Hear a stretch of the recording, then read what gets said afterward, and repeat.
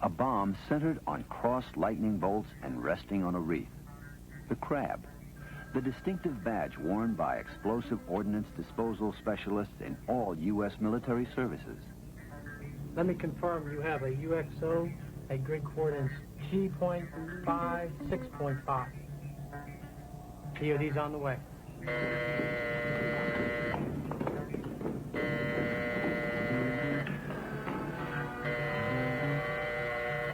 EOD, the recovery, identification, evaluation, render safe, and disposal of ordnance utilized throughout the world.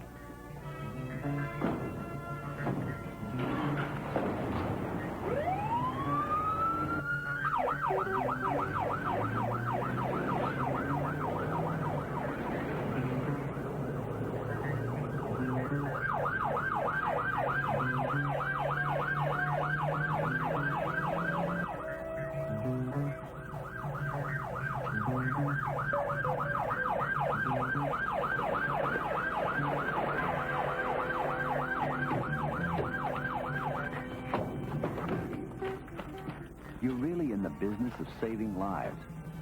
When you've got a live weapon lying out there somewhere, someone has to disarm it, or others may be hurt.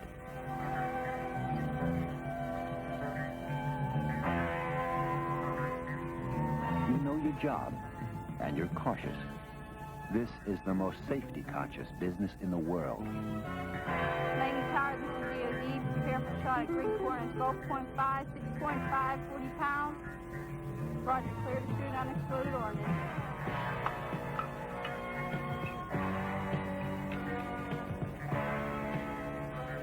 Fire in the hole!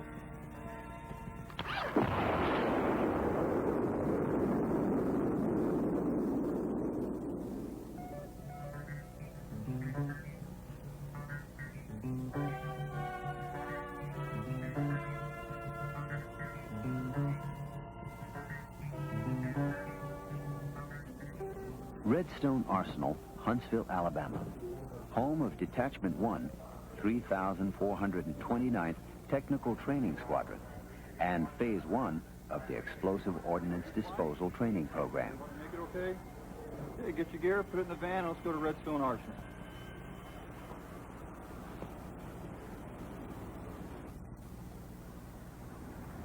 There were just a few of us reporting in that day.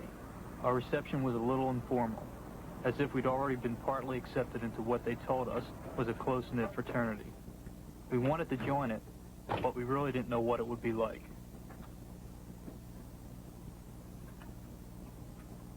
All we knew is that we were headed for what they called the third toughest school in the military. We had no idea how tough it was going to be. Just for starters, there was the discipline. I hope so. This is it. You're really back in school. No civilian clothes, no drinking, no going off base, no riding in personally owned vehicles. Sign in and sign out with the CQ after duty hours, and sometimes you pull CQ duty. A 10 p.m. curfew during the week, and that's not all. I want to welcome you to Redstone Arsenal. This is the first phase of your Air Force EOD career. You're going to learn everything you ever want to know about chemicals and chemical munitions here.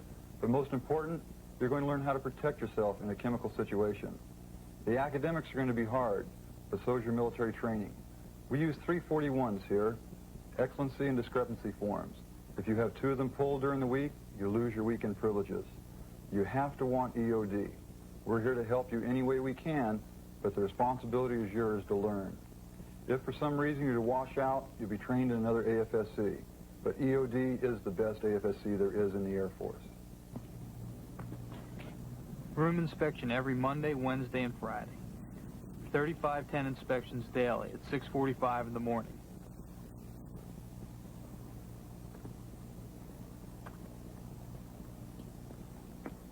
You march to classes. Come right. Put. Left. Forward.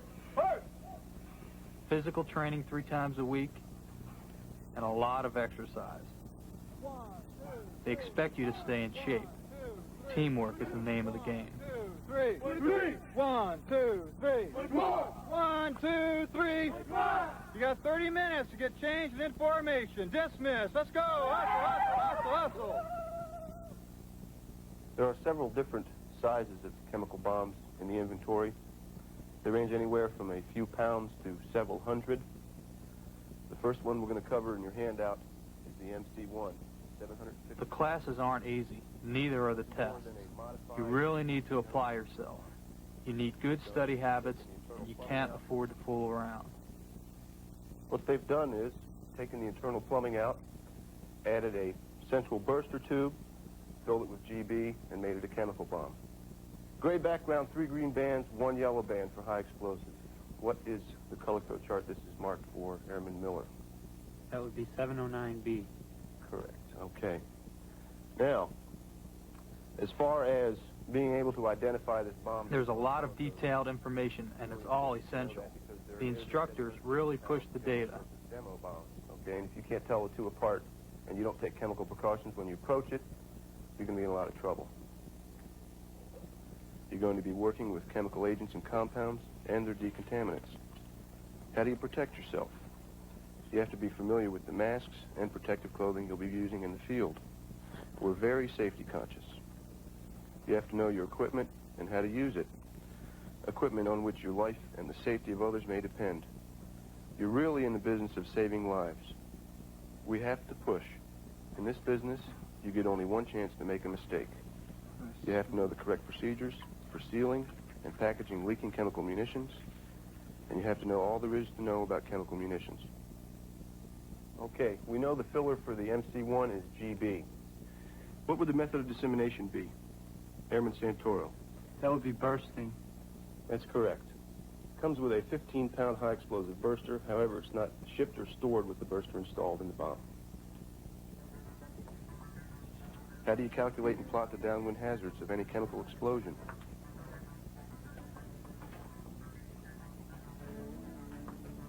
How do you predict the area to be evacuated under various circumstances and with various weapons?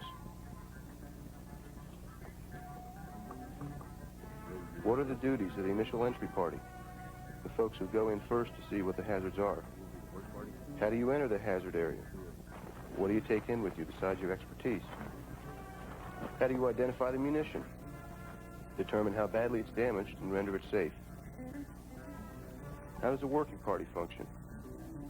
What does it take to clean up a spill and remove the damaged munition? What kind of biological agents are there that you might one day have to deal with? How do you handle them?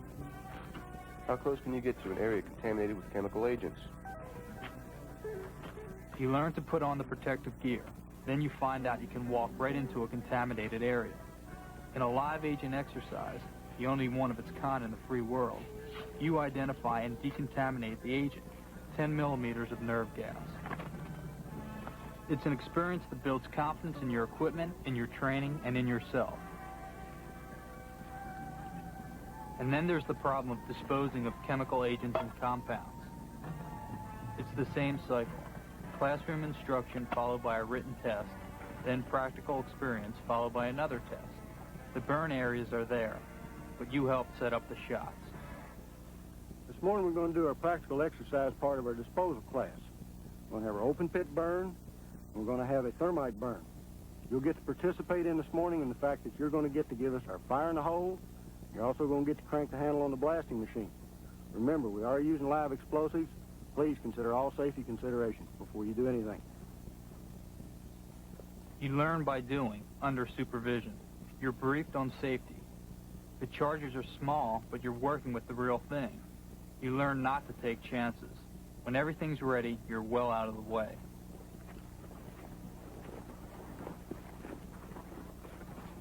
Fire in the hole!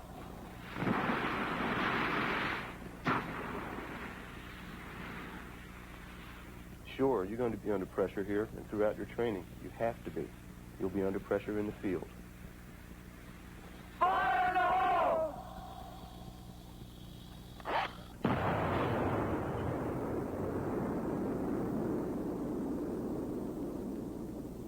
And after the fireball, another test. And that's the way it goes. You hit the floor running every day. You really have to apply yourself to absorb a lot of information and pass all the tests. You keep in shape, and the discipline is as tough as the training. The one thing you don't want to do is fail, wash out, or roll back behind the group you started with, because that's your class. You really want to be up there with the group you came in with. You want that certificate that says you measured up.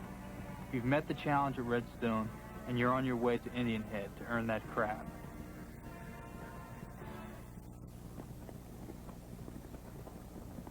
Phase 2, the major segment of explosive ordnance disposal training. 5 months of intensive classroom study and practical experience at Indian Head Naval Ordnance Station, Maryland. Welcome to EOD School. If you sign in the log here, I'll issue your security badge. The mission of this inter-service school is to train officers and enlisted personnel of the U.S. Armed Forces, NATO and non-NATO nationals, and members of various federal and civilian agencies in the best methods and procedures for the recovery, identification, evaluation, and render safe and disposal of explosive ordnance deployed worldwide. Each U.S. military service is responsible for its share of manning and instruction here and at Redstone. The Air Force unit is the 3,429th Technical Training Squadron. This is a secure building and a security-conscious command. The only notes that you will take will be taken in the student study guide, which is now before you. You will not take notes on any other material nor bring any other material in to take notes. The subjects taught here, the source materials that are the textbooks in this highly specialized school, are classified.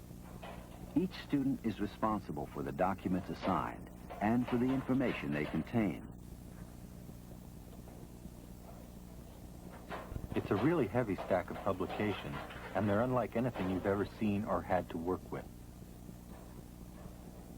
You wonder at first how in the world you'll ever get a handle on all that information. Memorize it and keep it straight in your head. It's what they promised you, tough. The pressure is on from the beginning, the training as extensive as it is intensive, because there's a lot to learn in a short time. You start in the core block of instruction, learning to use the pubs. At the same time, you're beginning to learn to think about explosive ordnance and its disposal. What kind of problems you'll face. How to go through the process of determining what's involved.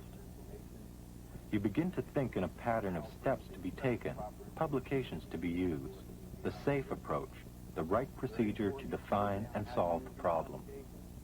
These are the publications you will be using in the field and may get you out of a hazardous situation with the proper information when you need it. You begin to pick up basic skills and knowledge, learning to use the tools of a highly specialized field. Practical instruction includes demonstrations. How, for example, can you remove a fuse with the least amount of equipment, tape and line? You get a feeling of realism here, and the feeling grows. The weapons are authentic, so are the procedures. Pop and eject.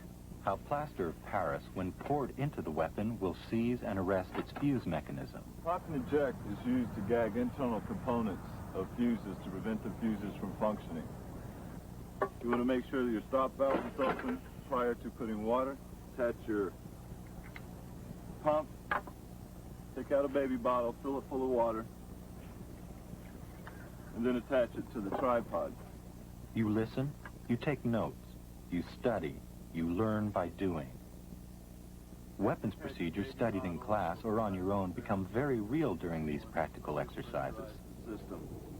What this will do is to inject your plaster of Paris into the fuse. After it hardens, it will have isolated and gagged the internal components of the fuse. And you'll be busy learning. When you've successfully completed your core training, there's basic demolition training. Your first hands-on experience learning to shape explosives. Learning the use and proper handling of blasting caps. Learning the safety procedures controlling everything you do. From the explosives. The explosives will not be used in whole. Only small portions will be used to pack the shaped charge container. So the next thing that you'll do is to cut a very small portion of the explosive off the end of the block. As soon as that's cut, take the explosive and mold it into a small linear-shaped ball. Then you'll take that ball and push it into the bottom of the shape charge container.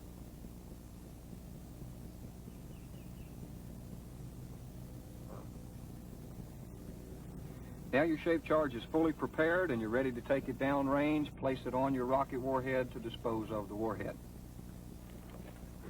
You learn to deal with weapons that can't be moved or detonated where they lie.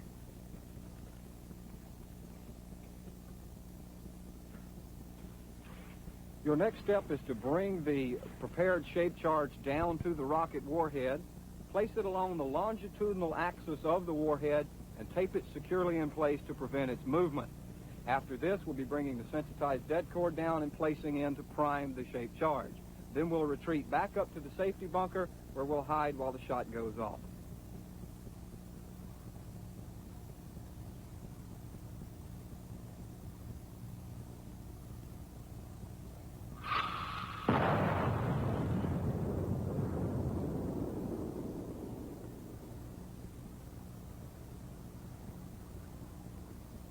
The casing is cracked so that the contents can be identified, then steamed out, burned, or otherwise rendered safe. You learn to use new tools, an explosive-driven hypervelocity rocket wrench. It removes the fuse from a weapon so rapidly the firing mechanism doesn't have time to work. Order to the safe area.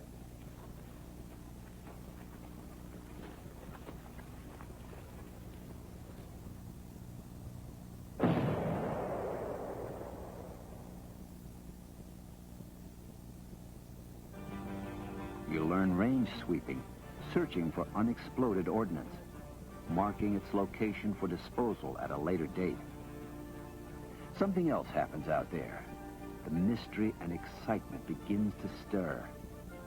You're nibbling at the edges of a strange, unique career, learning to pit yourself against other men's minds and their devices. That feeling is there in the classrooms. Ground ordnance. So many different types that they're dealt with in groups. This projectile fuse is made of aluminum. It has a three-piece construction. The point detonating element, the main body, and the adapter ring which attaches it to the projectile shell. You study classes of grenades, classes of booby traps, landmines, mortar rounds, projectiles, rockets. This is a high-explosive anti-tank used to defeat armor. What we have here now are our anti-tank mines. They are used and designed to stop any kind of armored vehicle. In each class, you're dealing with categories of weapons having the same characteristics, presenting the same safety hazards, calling for the same precautions.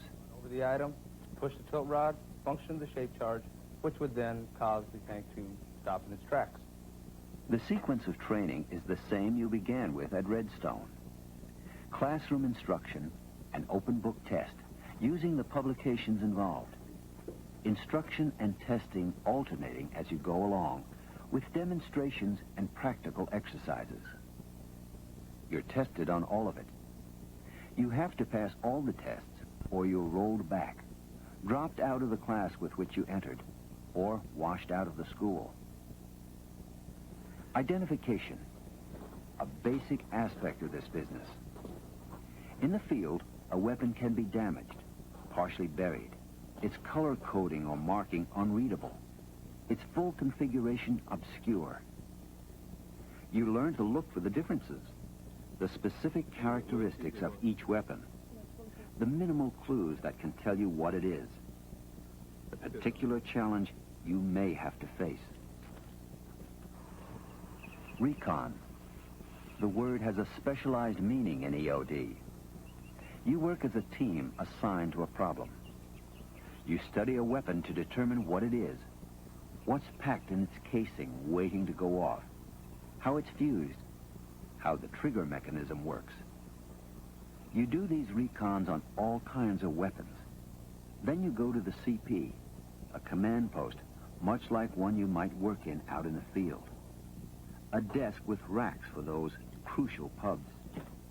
And you work out the problem, whatever it is, finding that weapon in the book, verifying your visual identification of its features, making sure you know how it's fused and how it can be rendered safe. Then you come up with the correct procedures. And you have to be right. The tests are as unforgiving of any mistake as that weapon might be in the field. Lectures, tests, practicals. Tests, lectures, and more tests. That's the cycle. You need to know some math, but unexpectedly for some, you need to be able to read and comprehend and remember what you read. It takes self-discipline, too, the ability to apply yourself, to keep your nose in the books, and to listen and learn in class and out in the practical area as well. This is not a school for part-time students or folks who like to play around, because when you get through swallowing that big slug of information you've got to digest on ground ordnance, there's more. Air ordnance, a whole new array of weapons, explosive devices, or explosives-operated systems and their publications, and only 20-plus days to learn them all. There are many different kinds of The sequence here is the same as always. Classroom instruction, tests, recons, and practical exercises. But you're dealing now with Air Force systems and weapons you will most likely encounter. The rack we have here has a number of egress items. Explosively operated multiple ejection racks, explosively charged to kick off the weapons they hold in flight. Missile launchers that force the missile away from the aircraft during separation. The items here are rocket catapults. Ejection seats that are explosively charged and may have to be disarmed. Seat and canopy catapults are also explosively operated. So is a whole array of smaller egress items. Each of these systems has to be studied, reconned, researched, and otherwise approached as if it were an explosive munition. Then there are all the weapons with which aircraft are armed today. Weapons that, with their associated components, can present serious EOD problems in the field. Weapons the Air Force EOD specialist has to be able to identify. It's a linkless feed system. It holds 1,029 rounds and fires at a rate of 6,000 rounds per minute. What you need to know as an EOD person is how to safe it. The two things you need to remember about this gun are, number one, is the electrical disconnect disconnected, and number two is a clearing cam sector holdback tool installed. If this has been accomplished, then this gun is safe.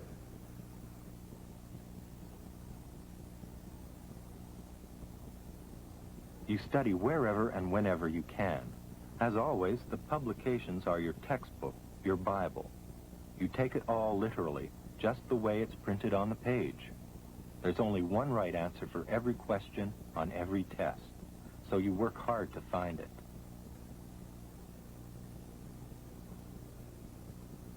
Guided missiles, air-to-air, air-to-ground, and ground-to-air.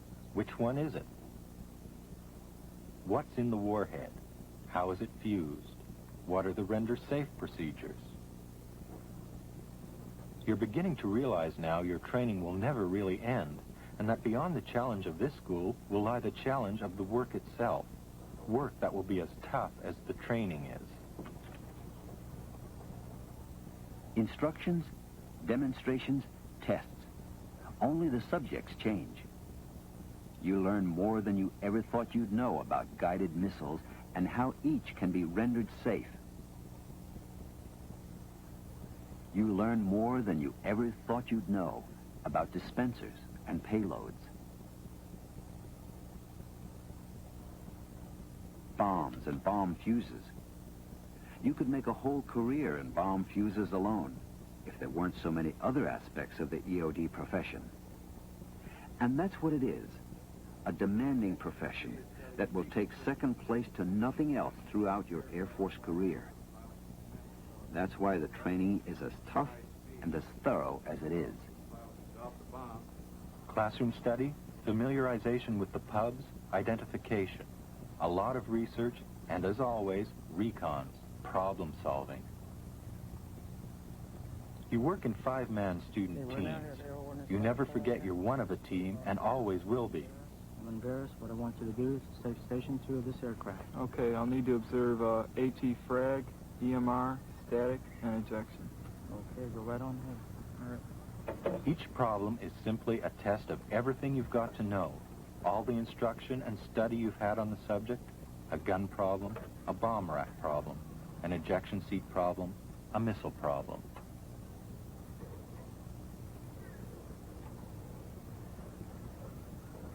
For each problem, there's a worksheet. You fill it out in the CP, identify the weapon or the system, research the pubs, find out how it's fused, how to render it safe.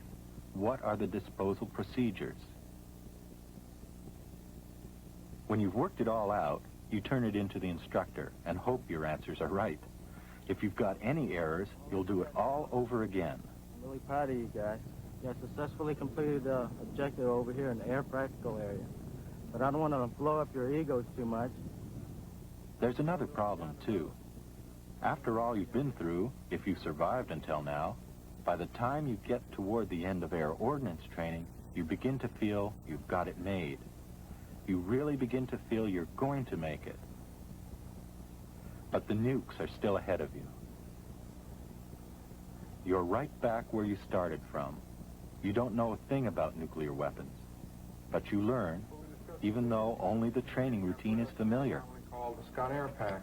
It is the UD technician would be using this apparatus in a highly contaminated area where he could not breathe the air.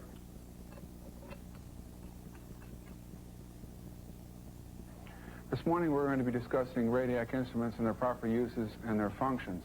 We'll start out with the PAC-1S, which can measure up to 2 million counts of alpha.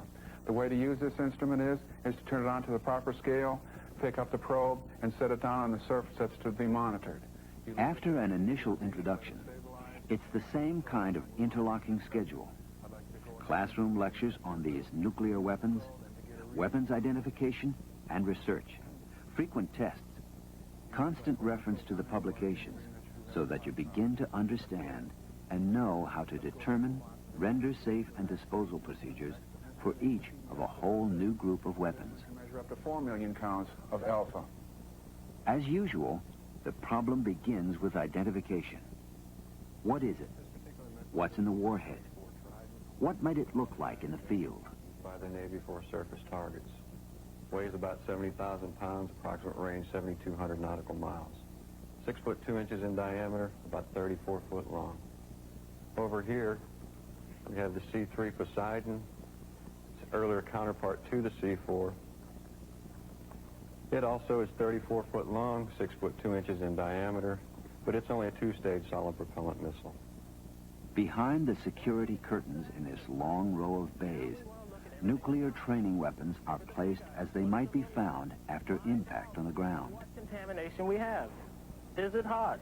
Do we have any hazards out here? Look at everything before we even attempt an operation. Look at the little items, the big ones that look like pieces of junk. They could still kill you. Find out what's hazardous. Put that in the plan of attack and proceed from there, because once you've established that, then you know what you need to take care of right now and what can wait till after the main hazards are gone, okay? You're professionals. You've met the challenge. You've earned the right to wear the distinctive Explosive Ordnance Disposal Badge.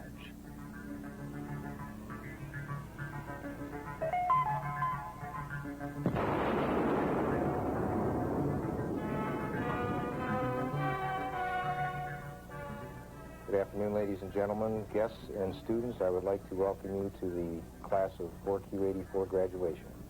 Kelly? Deck 4, Christopher A. Tate, United States Army. Congratulations.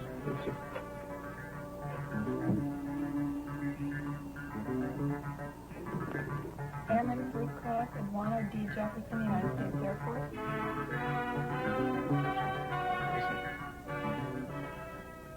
It's the best job in the Air Force.